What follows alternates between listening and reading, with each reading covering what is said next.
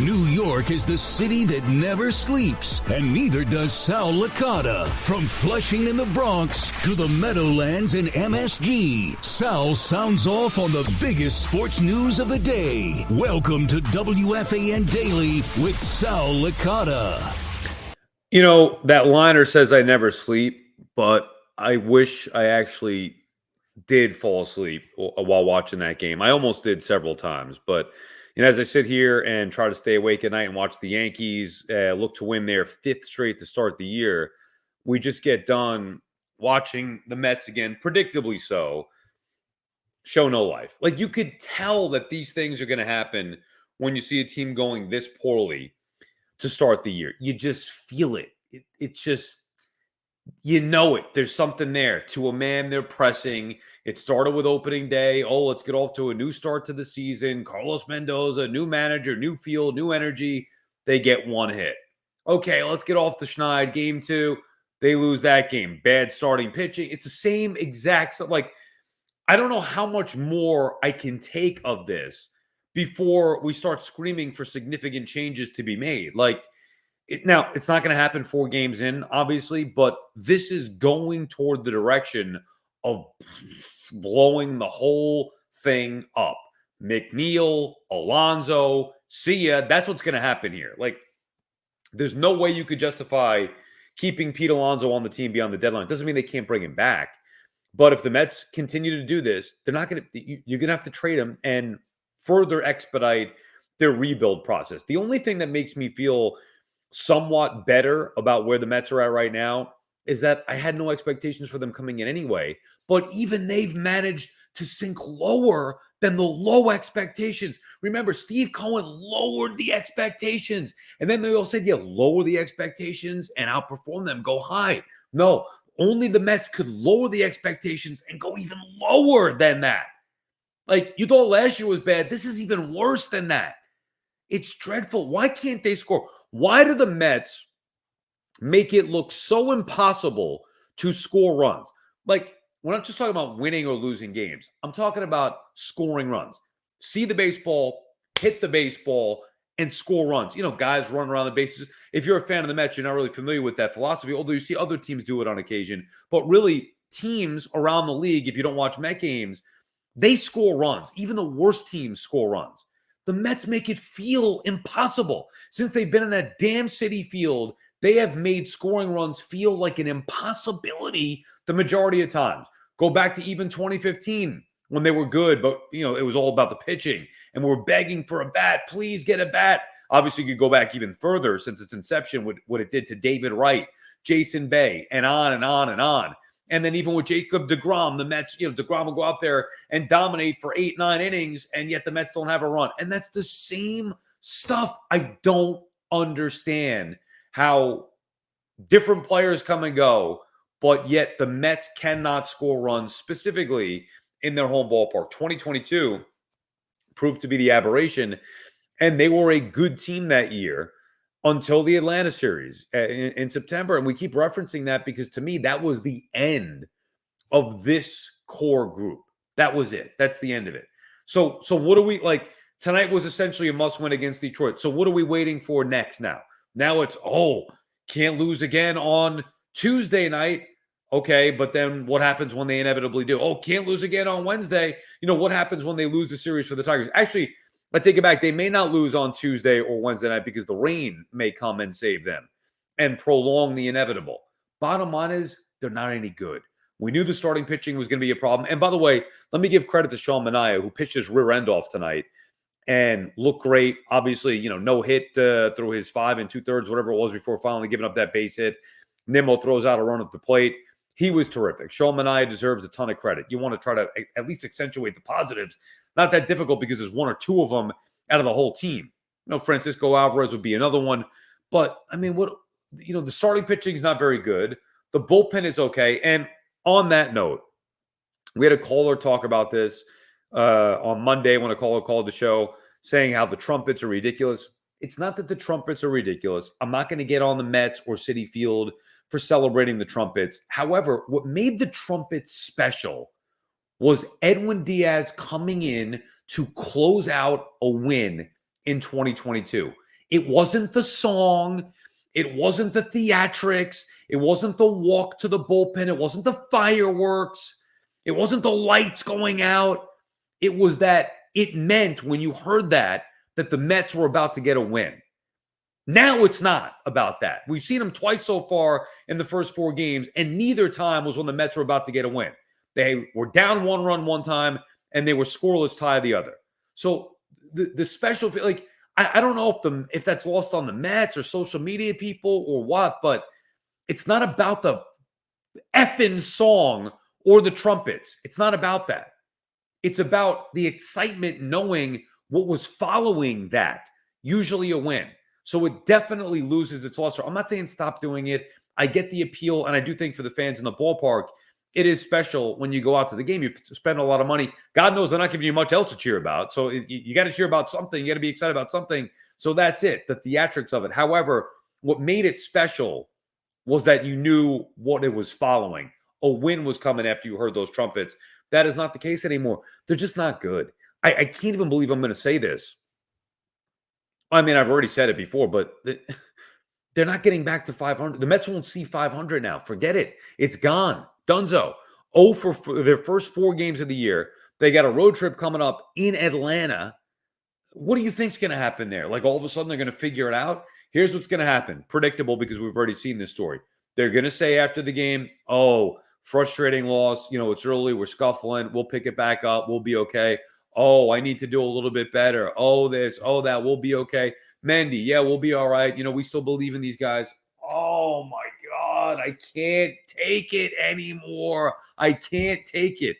Even in a year where they weren't supposed to really contend, even in a year with low expectations, the Mets have found a way to go even lower. Silver linings, JD Martinez hasn't played yet. He was the biggest piece that they got in the offseason. Maybe, this is me trying to pump up me and you, the Met fans out there, maybe JD Martinez can change the feel. But this is not going to be Juan Soto with the Yankees.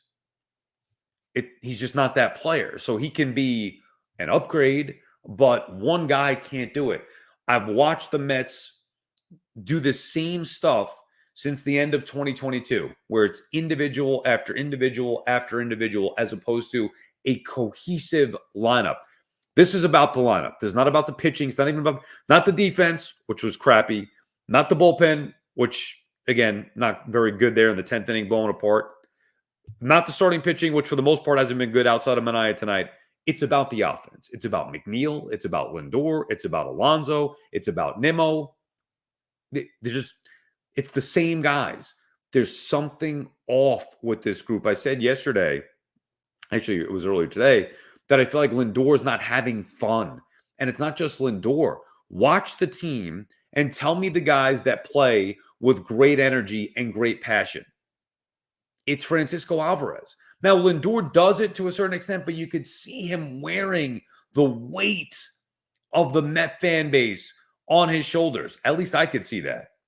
And Alvarez, to me, is the only one who doesn't care and goes out there and is just balling.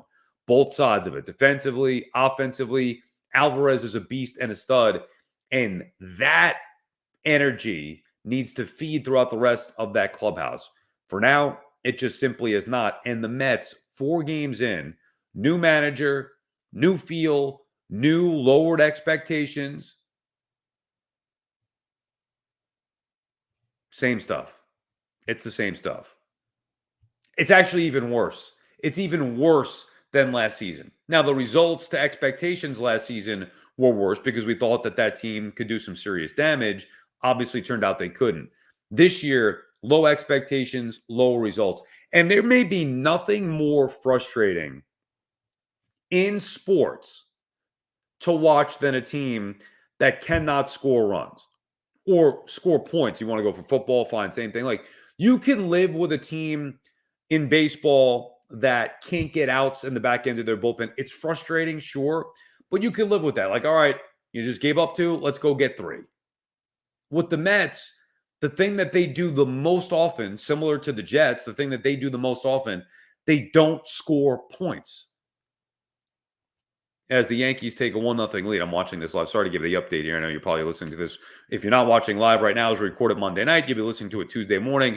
Oswaldo Cabrera does it again with the base hit, driving in a run. Yanks have a 1-0 lead here, trying to keep an eye on both. I mean, it's just, you watch one team with energy, with confidence, scoring runs, and you watch another team that just makes it feel impossible to do. But there's nothing more frustrating to watch in sports than your team not being able to score points or runs in this case. And that's exactly what happens with the Mets time and time and time again.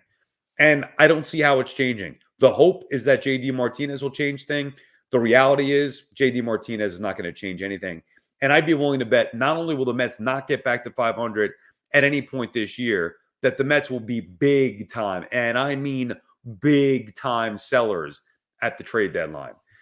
Unfortunately, this is what we got to talk about 4 games in. You can't even have it. Forget about the June swoon. Season can't even get off the ground running. Brutal. All right, that does it for us. Make sure you download, rate, subscribe, wherever you get your podcasts. Thanks for watching the live version of this. If you did, and if you didn't, and you're listening to this on a podcast record, we do this live after some games here, so you want to stay tuned for that. Download, rate, subscribe wherever you get your podcast. Email us at wfandaily@gmail.com. We'll answer the questions and comments that you may have for us. Tomorrow we'll try to do one on the Yankees. With these late starts, it's tough. I got to get to bed. I'm shot. I have no voice. Been going since 10 a.m. this morning, going nuts with the Yankees, playing well, and we're talking about that all day. The Mets being, playing poorly, of course. Then you got, did the SNY show, come home, deal with my wife and all that stuff. She's right in the next room, so I don't want to go into that. But, you got her, and then, watch the Mets, lousy effort. They don't even get anything to watch. Actually, I'm going to keep it here. Hop, let's keep it here for a minute. And I know I can't do play-by-play. Susan and John are doing just fine doing that. But it's Juan Soto. So I'm going to watch Soto here live. I'm a little behind because I'm watching it on iPads with the delay. I'm going to watch Soto live, runner at second. He already walked to start. And this is must watch. Juan Soto at bats here. And then after this, I'm shutting it down. And then, why is that thumbs up coming on the screen? Did I do that? I'm shutting it down after this, and I'm going to bed. So let's see what Soto could do here for the Yanks. And man, it is going to be, BT and I are going to be out there Friday at the stadium doing a show live. Can't wait for that. The energy in that place is going to be insane with everybody coming to see the main show in town in Juan Soto. And if the Yankees could somehow get another series win here against a good Diamondbacks team, or at least a team that went to the World Series last year, and look at Soto just take these at bats. He doesn't even flinch with the balls in the dirt. This guy is a beast. I loved him. I've loved him since 2019. I've said that many times. But you also, even you could tell in 4 or 5 games now, just watching every single at bat, every time he's up, you see the true greatness of Soto. You don't really have a full appreciation for somebody until you watch them on a night in, night out basis. And I don't know how the Padres were as bad as they've been the last couple of years with Soto. Maybe he wasn't able to fully be himself in a lineup with other stars. And that's a credit to Boone, to Judge, Brian Cashman, bringing in Soto, knowing that in that environment, he's not going to be, second fiddle to anybody. It's a credit to Soto, actually, as well, coming in, knowing that Aaron Judge has been the guy here, doing his thing for the Yanks, but still got to come in here and be the man in his own right. And he has been that. It has been the Juan Soto show. How about the fact that he goes to left field? We talked about that preseason and about, how Soto, porch in right field in Yankee Stadium before, short porch. It's not going to impact him. He's not trying to pull everything. He's not going to get home run happy. He's not going to go into a slump or a funk because he's trying to pull everything. He hits the ball to all fields with authority at all times. He is incredible taking at bats. The Soto shuffle, a thing to watch. Again, working this count full, 3-2 count here. Extending, my day here as I want to get to bed. Juan, just hit a 2-run shot here, and let's put us all to bed. We could go to bed with the Yankees being up. They're up right now 2-0. Runner on second for Soto with 1 out in the top of the second. Yeah, flies out the deep left with Judge coming up. All right, I'm not going to sit here for the whole Judge at bat and watch him go deep, but man, it is something special. You can't help it. You have to watch it. It's must watch. Soto and Judge. Yankees already with a 2 spot in the top of the second. It'll take the Mets 5 weeks to score 2 runs. All right, that officially does it for us on this edition of WFAN Daily. We appreciate you hanging with us. We'll be back with another one for you tomorrow. Enjoy the rest of your Monday.